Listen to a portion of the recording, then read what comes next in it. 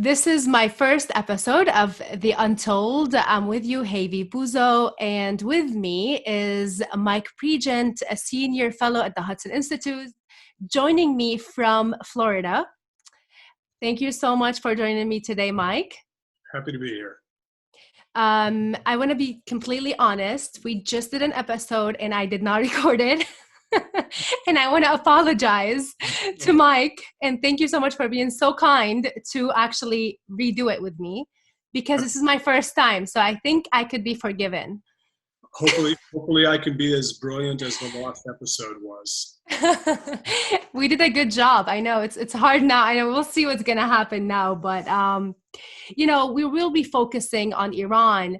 And before we started, we did speak a little bit about what's going on right now in our country and in the world. You do live in the DC area. Now you're in Florida. Florida is one of the states that are very impacted by the spread of the coronavirus. We can call it the Wuhan virus here. There's no problem with that. We did mention this earlier as well. What's going on in Florida right now? What is the situation? Well, right now, the governor is trying to keep people from New York, New Jersey, and Connecticut from coming to Florida because everyone's trying to escape the curfews. Florida right now, there's not a lot of lines where I'm at anywhere. You can go into a grocery store and almost have it to yourself, depending on what time you go, and depending on what grocery store you go to. I've enjoyed the drives along the highway that goes along the coastline. Good time to think, but it also is a reminder of the situation we're in. But I'm down here spending time with my daughters. It's where I need to be, so I'm happy to be here. Yeah, so this is definitely something that is changing the world as we know it. It's unprecedented in every way,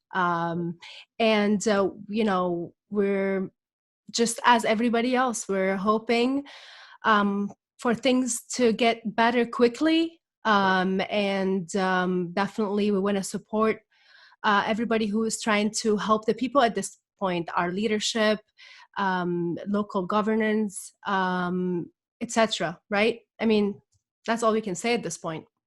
Yeah, I mean, that's all we can do is listen to guidance from the CDC, listen to the president's task force, and hopefully get through this in the next 30 days. We just extended it for another 30 days of social distancing here in the United States. Hopefully, in parallel to that, we can start seeing some of the economy open up in certain places. We'll see. We want to talk about a very hot spot right now that is very impacted by the spread of the coronavirus, and that is Iran. Definitely, the argument is the United States not helping the people in Iran by continuing to impose sanctions on the regime? Or are those sanctions, as we know, both of us, that's the other argument, do not include humanitarian, medical equipments, medicine, etc. And It's the regime that is a corrupt regime that has failed its people once again in helping them in this horrifying situation.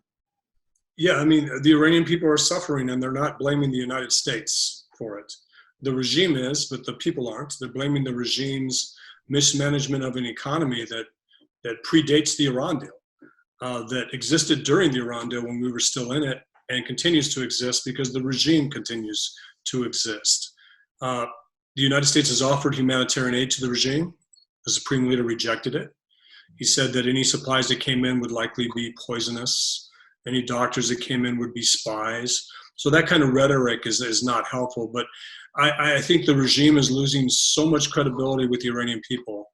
Even supporters of the regime, since the downing of the airliner, the Ukraine airliner, even hardline supporters of the regime 3 days later couldn't believe the regime lied to them. And now the regime is lying to them again, and it's obvious.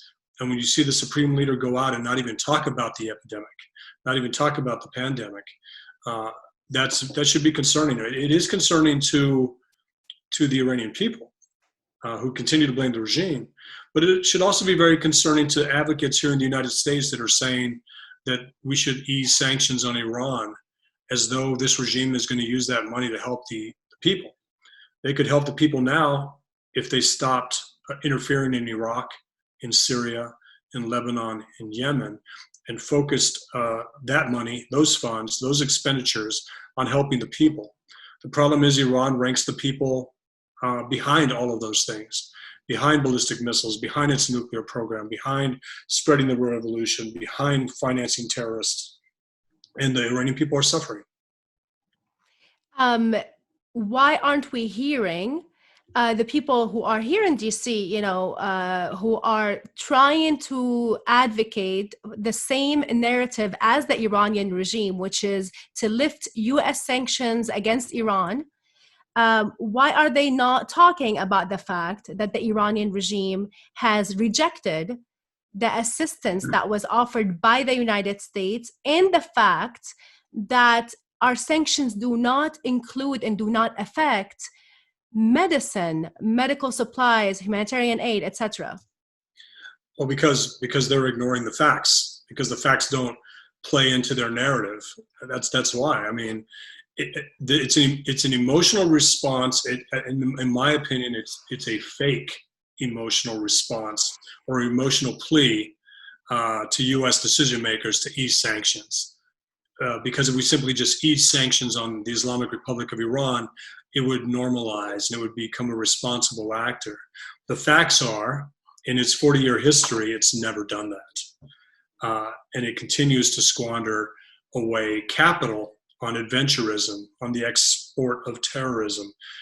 You can't trust managers of a bad economy to make sure the money goes where it needs to go.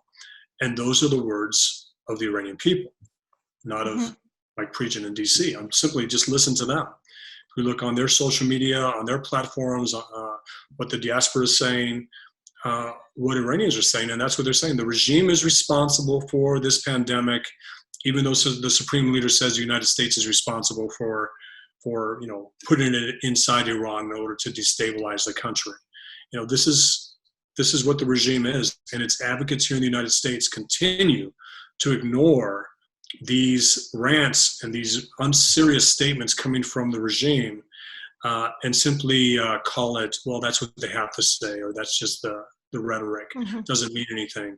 It means a lot to the Iranian people when they hear these charges against the United States, and also this refusal of U.S. assistance. We saw the Obama administration and what they've done, and that disastrous outcome that has caused the region, I mean, a lot of blood and destruction, and to the Iranian people as well.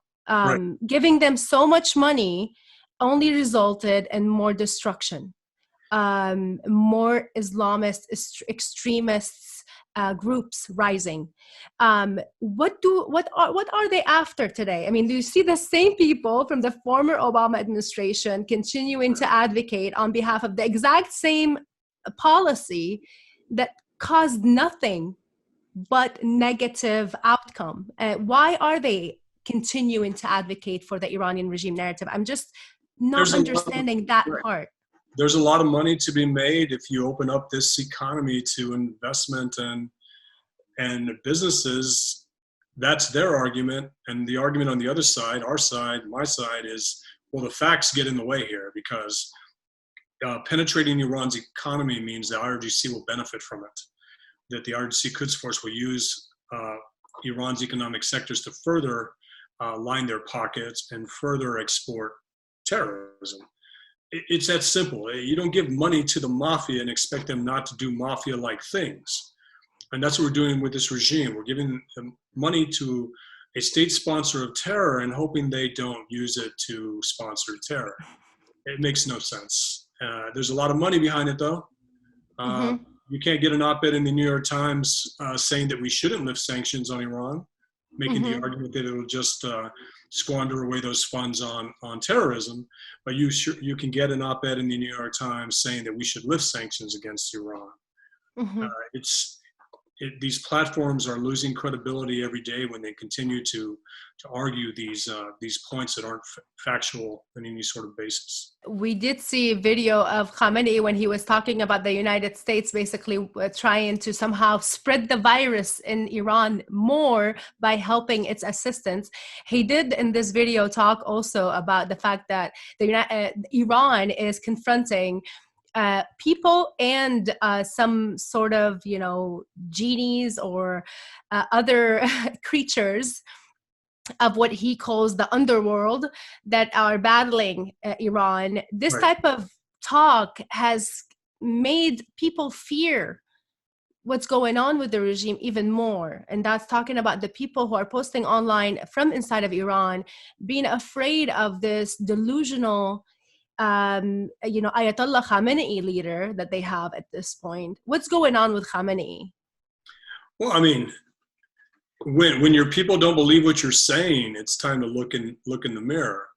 When the people around you start to, if you look at the people while certain leaders are speaking, you can pick up on the body language, and you can even see that they don't believe what's being said, or or they're afraid to say something about it. It's an unserious approach to this pandemic, and it's great that the Iranian people can see it. And then again, the tragedy is that these are the people that are in charge of Iran, and these are the people that are not getting that much needed aid to the Iranian people. And even the money that comes in to help with that, even the medical supplies, they're being sold on the black market. They're being sold in order to fund the revolution, to continue to support terrorism, and that's shameful. I mean, it's very sad, especially that we know that those people need the help of the United States and of other countries in the West who want to help the people. The facts, though, that, we saw also Secretary Pompeo talk about this last week, that there was $1 billion that was missing after entering Iran from the EU. And that aid was given specifically to help Iran in its medical facilities, medicine, etc. It disappeared, it vanished. Another $170 million were given to the regime, and according to the regime, that money was used to buy tobacco. I mean, this is the regime we're talking about here. And at the same time, the Iranian regime kicked out Doctors Without Borders, who were there to build a field hospital in a time when Iran needs it immensely. The regime continues to rank its people behind its nuclear program, behind its support for terrorism, behind ballistic missile programs. The Iranian people are simply trying to get the United States and the international community to listen to what you just said. These are statements from the supreme leader. These are statements you can see. These are facts. And the Iranian people are looking at the international community as, why doesn't this move you? Why doesn't this get you to do something about this? Instead of consistently touting the regime talking points of, hey, we need to lift sanctions and allow Iran to normalize, when it won't normalize. It will simply use the money to continue to do these things. All the Iranian people want is for the world to pay attention to what this regime is doing, and it's right there for the world to see. You don't have to go look for it. You don't have to hope you discover it. It's right there. It just seems like people are choosing to ignore it. And the region, and obviously our forces, Iran is increasing its attacks against our forces in Iraq through its proxies against Israel and against Saudi Arabia from the Houthis. Right. So we are seeing an increase in the Iranian attacks. What is the appropriate American response at this point? We know that we are halting our operations due to the spread of the coronavirus, of the Wuhan virus. What is an appropriate response against these continuous malign activities by the Iranian regime and offenses against our forces? Well, we have to continue doing what we're doing, and we will continue the fight against ISIS. We'll continue to go after ISIS targets. The problem we have now is we're repositioning American forces inside of Iraq, not to take on ISIS, but to defend against rocket attacks from these militias tied to Tehran. The Iraqi militias tied to the former Qasem Soleimani are in a panic mode. They're trying to stay relevant. But during this pandemic, they've conducted two separate attacks on the Taji Air Base that look more and more sophisticated. And this is during the pandemic. And Iran needs to be held responsible for those attacks. The only way to get the Iraqi militias to stop doing what they're doing is to punish Iran, meaning Tehran, for those actions by hitting the Islamic Revolutionary Guard Corps and its facilities. This won't be a rally behind the flag moment for the Iranian people. They could care less if we target the IRGC because, again, they hold the regime responsible for everything that's happening. But it needs to be a message that we send. As far as our partner force on the ground in Iraq and in other places, during this pandemic, it's harder for us to do those cultural norms, the handshakes, the hugs, the kisses, the hand holding with your comrades. Proximity, trust is based on proximity and frequency. The more you can see me and the more you can reach out and touch me, the more you trust me. This pandemic is making that, creating a little bit of a schism between our partner force because we have to protect the U.S. capability, and some of our partners have a inshallah attitude. I'll just say it like that. I mean, inshallah is like, yeah. I will get the disease. Only get sick if God wills it. Well, again, it goes back to dealing with a force, and again, faith is so important. But again, help yourself. Don't die stupid is one of my credos.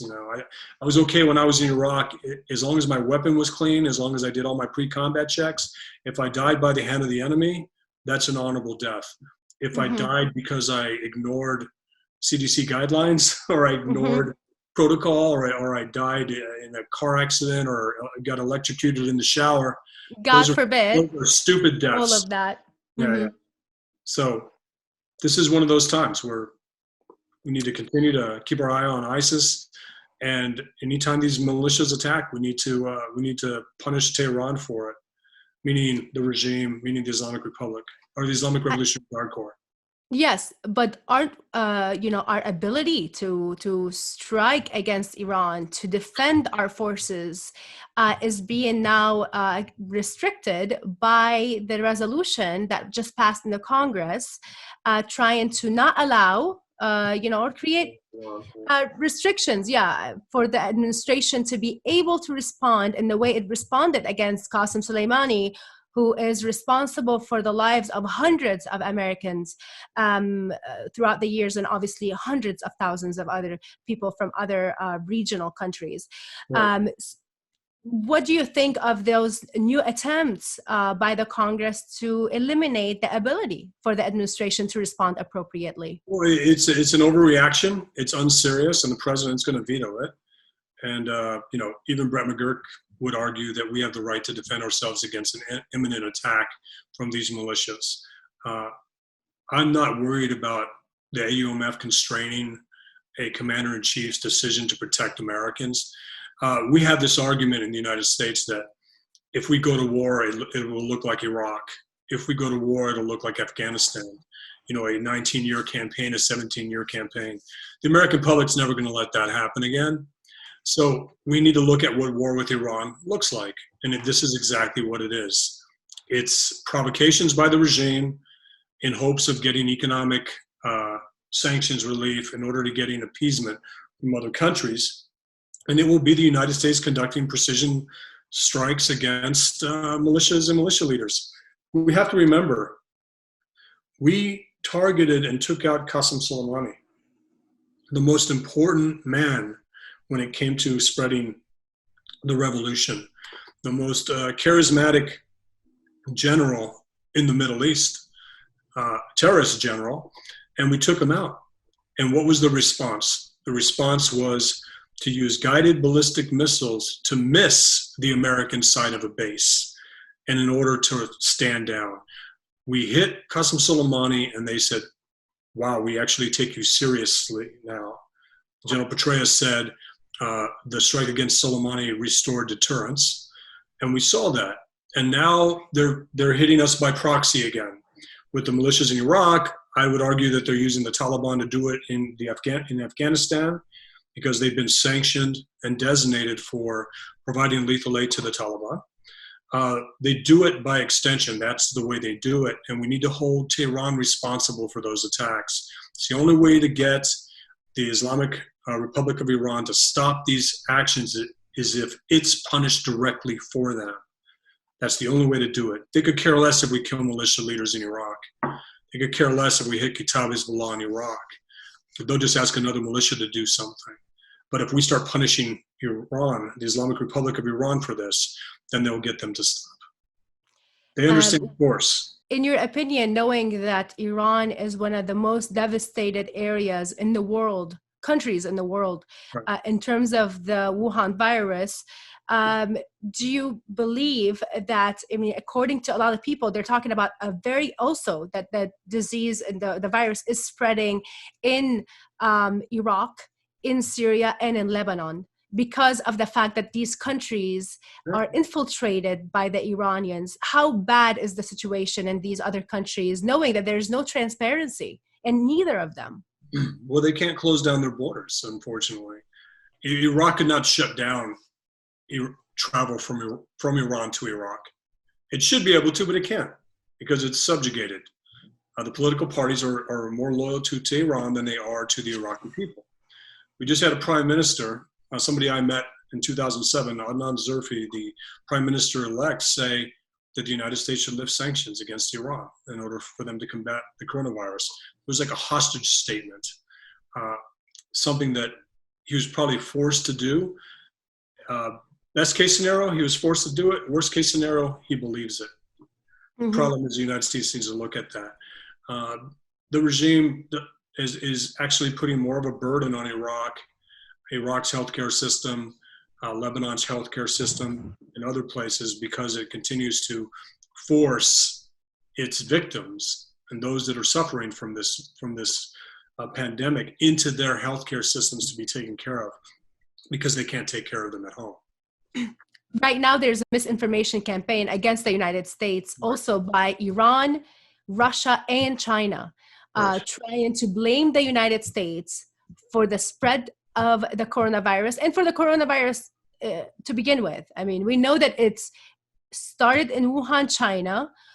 There's no transparency whatsoever by the Chinese regime, Chinese Communist Party, and we know that our journalists have been kicked out of the country. They have forced them out. Yes. Journalists from the Wall Street Journal. Yeah. But I mean, they are joining forces. Yeah. How effective do you think they could be? Well, I like your comment about the reporters being kicked out of China, because what's important about this is when the Wall Street Journal, the Washington Post, and New York Times were accurately reporting on how China was downplaying the seriousness of this pandemic and basically lying about being able to control it. When they wrote those stories, they were kicked out of China. Now they're writing these positive stories about China. And is it that obvious that they simply want to get back in, and that's why they're writing these stories? Because that's what it looks like. They're parroting the same talking points that you hear from Iran, China, and Russia, criticizing the administration and writing these, China got ahead of this. We should follow China's example.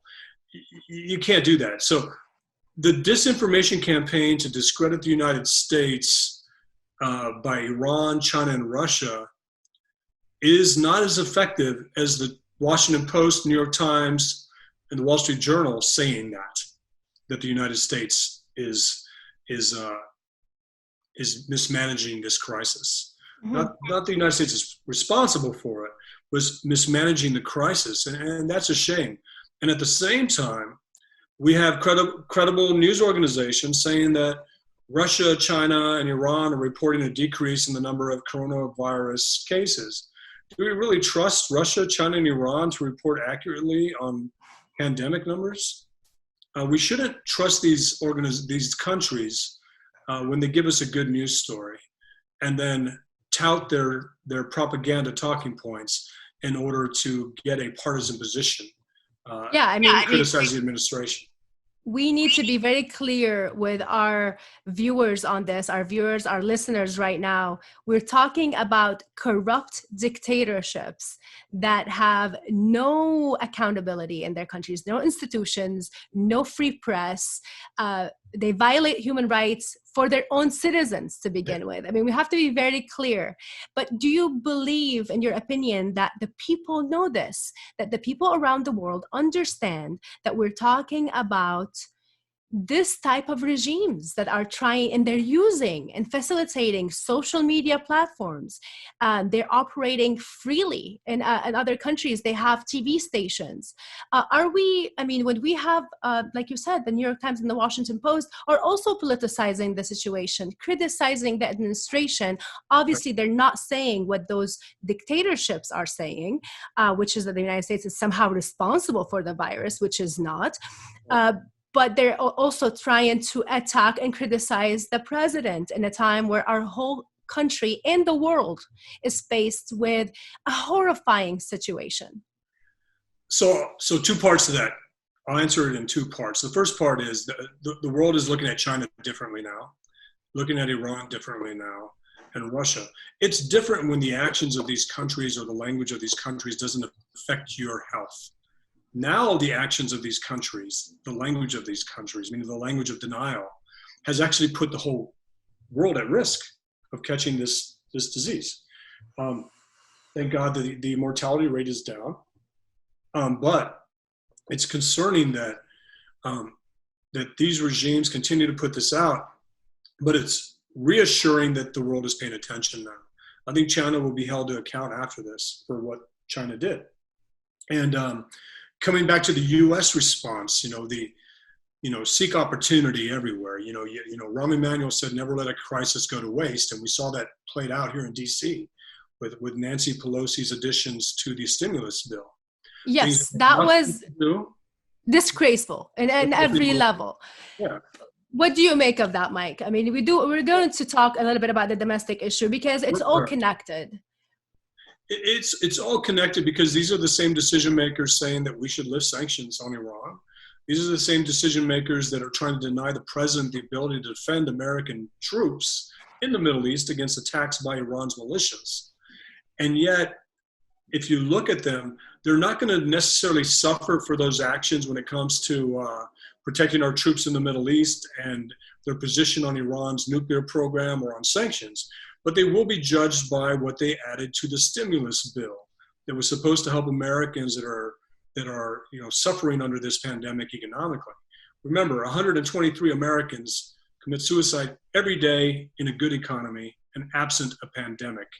And these Americans are looking to government for solutions. I'm not saying Americans are going to start killing themselves over this, but some are. But we don't know. I mean, yes. Get money to them.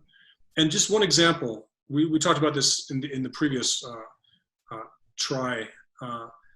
25 million to the Kennedy Center, for art. That sounds great.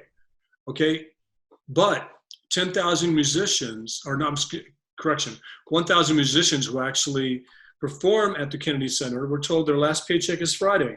Let me explain this very quickly to our listeners and our viewers. We're talking here about Nancy Pelosi not allowing the bill to pass on time because she wanted to insert the support for the Kennedy Center, yes, she is definitely trying to prioritize her own agenda, which, like you said, we want to support the Kennedy Center, but she stopped an entire bill that is talking and trying to help people who are in immense need in our country. And what you just said is that these musicians, 1,000 of them, were let go of their jobs at the Kennedy Center, even though this bill passed. Yeah, so they get their last paycheck Friday. So where's that 25 million going? How does it not keep these musicians on the payroll? But these are the things that survived the final vote. The Hmm. Kennedy part survived the final vote, the Kennedy Center part. But what didn't Yes. survive were the other things that Nancy Pelosi tried to get in there. You know, that every corporate board had to have a certain number of women and minorities on it. That stuff is great, but let's deal with that outside of a pandemic.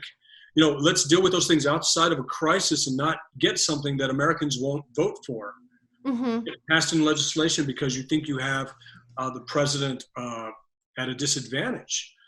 So we continue to politicize everything, unfortunately. If you look at these press conferences, reporters have an opportunity to inform Americans by asking a panel of experts about the coronavirus, and instead choose the opportunity or take the opportunity to accuse the president of racism by calling it what you call it, the Wuhan virus, the China virus, the Chinese virus.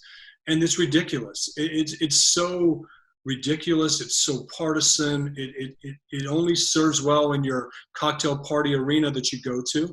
But Americans are paying attention to how unserious the press has been and how partisan the press has been. Not only the press, but politicians on all sides. Okay, so yeah, this is a very important point also. Governor Cuomo of New York is a good example of somebody who actually was like, you know what, we're going to put politics aside.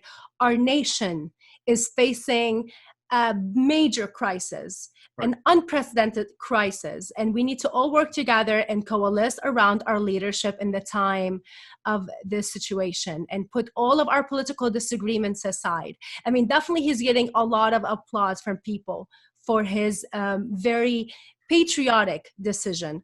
Right. Unfortunately, we're not seeing many people doing the same thing.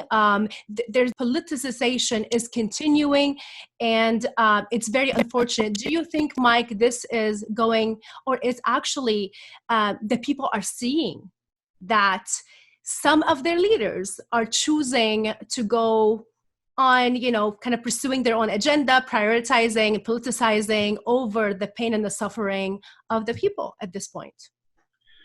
The American people, from what I've seen, the president's poll numbers are high during this crisis. Governor Cuomo's are really high, but the Americans want that relationship, that Cuomo-Trump relationship, as opposed to the Trump-Pelosi relationship or the Trump-de Blasio relationship. The partisanship should have no place in this. Governor Cuomo is doing a great job, to the point where the talk now is whether or not he will replace Biden in a contested convention. Do you And think this is a possibility? I think it's a possibility, and I think it's becoming more of a possibility. You know, Joe Biden criticized the president for using these daily press conferences as a campaign event. I said about 10 days ago, I said, you know, if Joe Biden did a press conference every day, he would lose in a landslide, because he just can't get these facts together. And I keep waiting for Joe Biden to challenge the coronavirus to push-ups, because he's so out of touch, to the point where Governor Cuomo is looking like a better candidate than Biden. But we have to remember, nobody wants to run their best talent against an incumbent after his first term, because you run your all-stars, you run your talent when that incumbent is in his second term. We've seen that throughout American elections. You don't run your talent after that first term, in the first election cycle in a president's first term. You just don't do it. So we'll see if this changes, because the Democrats are looking for a leader, and unfortunately Joe Biden isn't it. Lastly, I mean, talking domestically, just very quickly, what do you think of our response so far to this disaster? And I know that we've not, usually we don't talk about domestic issues, but this is definitely the exception. All of what's happening right now is the exception. I like leaders who let facts move them. Meaning, I like a leader who can change their mind based on facts. I understand the president's role is to be an optimist, to reassure the country, to say, hey, things are going to get better. We need to restart the economy. Maybe we can do it by Easter. Now that date has been pushed off to April 30th. But he's being moved by the facts. He put together a great team that doesn't agree with him, which is great. That's leadership. You want a team of rivals. You've heard the expression. If you have a team of rivals and you're a decision maker, you challenge each of them to make the best argument, and then you can receive that. I saw that in General Petraeus. I saw that in General Odierno when I worked for them in Iraq. They would put a big table together of people that disagreed with each other, and they would listen to the best arguments, and the best arguments were allowed the opportunity to win. And I think that's what's happening now. And I like that the president is being moved by the facts, and that's important. I do want to go back to Iran finally, just to talk a little bit about what's happening over there and how they're trying to take advantage of, the world basically being preoccupied with this massive disaster. And we want to talk about the fact that Iran is trying to take advantage of the situation, not only increase its attacks against our forces, against our allies in the region, but also with its nuclear program. There are reports from the International Atomic Energy Agency, the IAEA, which talks about the fact that Iran is violating the Comprehensive Safeguard Agreement by refusing entry to undeclared sites. And they noted that there was discovery of uranium particles in an area in south of Tehran. In your opinion, Mike, what is the appropriate response to the Iranian nuclear program now that we don't know what they might be doing and there's undeclared sites, and the fact that the IAEA is unable to move around and that their inspectors are probably held up in the hotel in Iran? Well, those are facts, right? Everything you just said, they're facts. Even though those sites are not declared, we still know where they are. They were simply carved out of the Iran deal in order for Iran to continue its nuclear program. Right now, the Islamic Republic of Iran is cheating on Russia, China, the UK, Germany, and France. And they should reimpose sanctions on the regime also. I think Russia and China will continue to rely on the Nuclear Non-Proliferation Treaty, the NPT. That's their red line. And I think everyone's watching.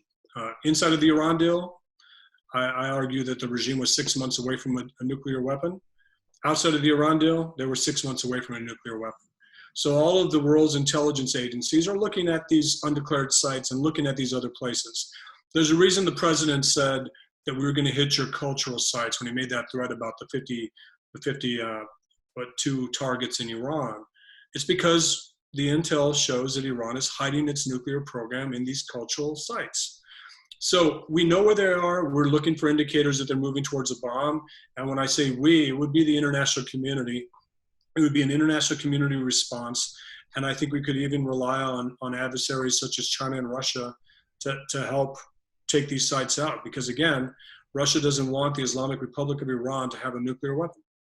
Do you think they will cooperate with such a request? I mean, we don't know what they may even do it independently. This is something that I think the Islamic Republic of Iran has always used the nuclear program in order to get sanctions relief, in order to build up its conventional military, its ballistic missile capability, and then at some point put a nuclear warhead on top of a ballistic missile. It uses its nuclear program to threaten the international community to make concessions. That's the hope. And we've called their bluff. It turns out they needed the Iran deal more than we needed it. They're still in it. They're increasing their production because they want sanctions relief. But Mike, relying or thinking that somehow Russia and China will be helpful with Iran, do you think that's maybe a bit optimistic, knowing that they are probably more in line with Iran? Well, they're in line with Iran as far as taking advantage of their resources, as far as selling them military equipment. But Iran is very distrustful of both the Chinese and the Russians. Remember, Qasem Soleimani thought those S-400s in Syria were supposed to protect his land bridge. And Putin sat on his hands while the Israeli Air Force and the U.S. hit those sites, those fixed sites where the IRGC was moving in precision guided missiles and rockets, all while not feeding its own people, continuing to conduct attacks while not dealing with the pandemic inside of Iran. So Reliance on Russia and China, yeah, that's optimistic on my part, but I also know their red lines when it comes to Iran's nuclear program. But it's not contingent on their support. The United States and Israel could act alone on these sites if we needed to. And we'd probably get the help of France and Great Britain to do that as well. Because at the end of the day, the argument was made, we need to get into the Iran deal because the Islamic Republic having nuclear weapons is very dangerous. Remember, that's the argument. So if the dangerous Islamic Republic that is continuing to move money towards its nuclear program and towards terrorism and not taking care of its citizens starts moving towards a bomb, the international community will have to admit that this experiment failed, the Iran deal, the JCPOA, and punish the regime for it. And the people will not feel punished by these actions. The people are actually asking for these actions against the regime. They're just simply asking for us to pay attention. I just hope that, like, you know, we talked about this before, that things do get better soon. Right. We all pray for this, but we need to definitely work together and rally around our leadership and everybody else who's helping our nations, including, and very importantly, obviously, all the medics and the doctors and the nurses, people working in the grocery stores, all the pharmacies, everybody who is continuing to put their life on the line to do their duties and do their jobs and help other people. It's a very emotional time, and we do want to focus on Iran because it's another threat that the United States is continuing to deal with, even through this pandemic that is threatening our nation and the entire world. Thank you so much, Thanks, Mike. I hope that we did tell our audience the Untold through this first episode of the Untold with Hayvi Buzo and Mike Pregent. You are great. Thank you so much for joining us. And I would love to see you in person when things are better and you are back in Washington. Yes. I look forward to that. Should be in the next 60 days, hopefully. Yes, we'll cross our fingers.